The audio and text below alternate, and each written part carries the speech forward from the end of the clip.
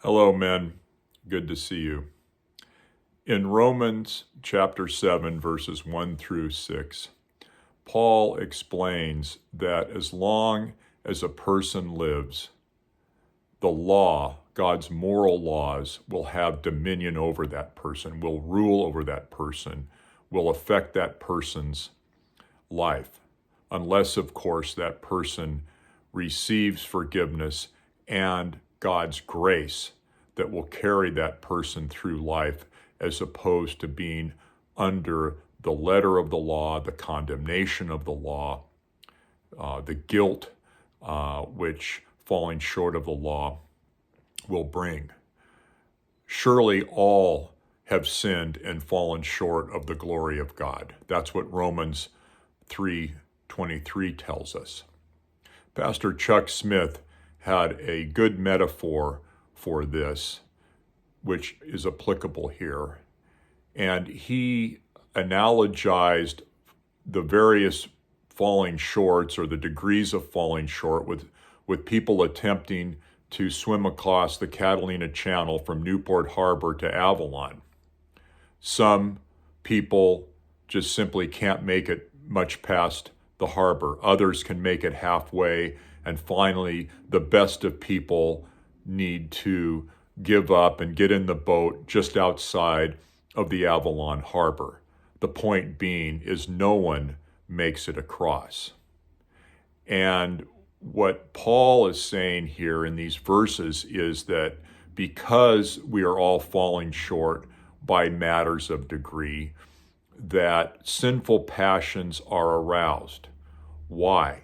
Well, certainly some people will simply sin right out of the gate dreadfully. Others are leading morally upright lives but still falling short. And so it's easy for those people that almost made it to look back at others in a very judgmental way. And of course, we know what Jesus says about that.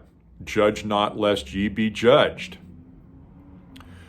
Sinful passions can also arise because we simply want to rebel.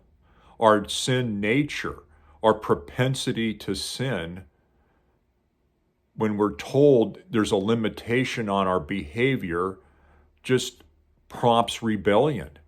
We chafe at the bit like a horse chafing at the bit. We don't want to be bridled. We don't want to be told what to do. We resist authority. But then when a person realizes that, hey, I've fallen short, that person can go to God for forgiveness and God's grace.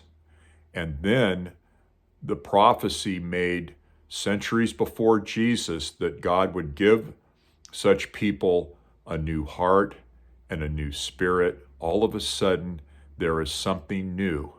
And as Paul is telling us here, that person is delivered from the dominion of the law and these bad effects of the law.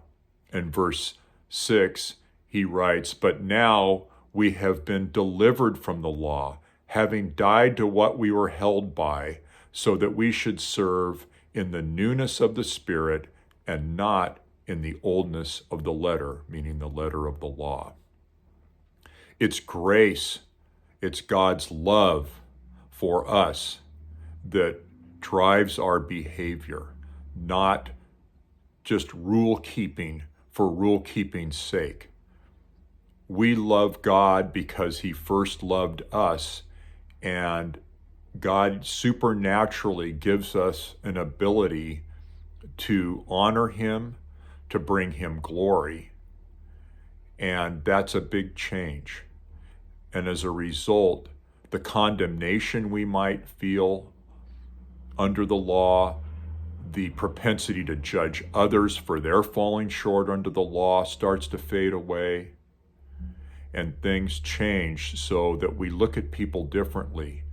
We look at people as an opportunity to encourage, to share the Lord, to share eternal life, to share God's grace. The grace that we received, we can then share with others. And so we are serving not the law, we're serving the lawgiver out of love and out of a desire to do what is pleasing to him. And so until I see you again, may the Lord richly bless you, my brothers.